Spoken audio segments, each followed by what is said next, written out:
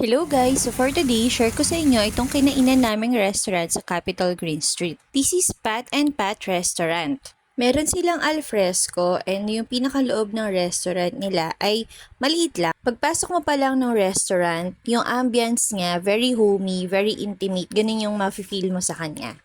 Then yung mga details nila like yung wall nila, yung table setup, napakaganda. Tapos makikita mo from your table yung view ng kitchen. Tapos katabi ng kitchen yung open bar nila. So ganun yung setup. Foods naman nila, sikat sila sa mga brunch na foods. So kami, for the appetizer, we tried the homemade truffle chips.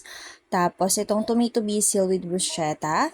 Tapos itong mushroom crostini with alfalfa. Ito namang fried chicken nila, super juicy, super sarap. Grabe, as a chicken lover, ang sarap ng fried chicken, swear. Sa pasta naman, nag-order kami nitong creamy alfredo pasta na spicy siya, tapos itong 3 chorizo pasta. Tapos, nag-order kami ng K-chicken salad na vegetable salad na okay naman, masarap. Tapos, itong steak, well, hindi masyado.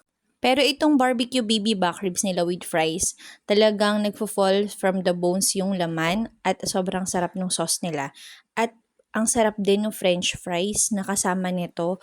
Crispy yung outside, tapos sobrang soft ng loob. Tapos isaw-saw mo din dun sa barbecue sauce. Sobrang sarap.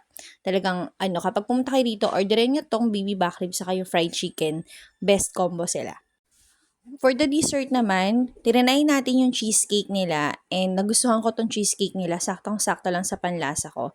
Tapos yung kanilang Capitol Hills, which is chocolate cake siya, na dapat papatungan mo siya ng ice cream, pero nahuli yung ice cream, pero tinanay ko pa rin yung combination na yan. And okay lang, hindi siya ganun the best chocolate ever na natikman ko. Pero itong salted caramel banana crumble nila, masarap yung combination, tapos ang sarap ng crumble, no, nakakadagdag texture doon sa dessert. Try nyo to kapag nagpunta kayo rito.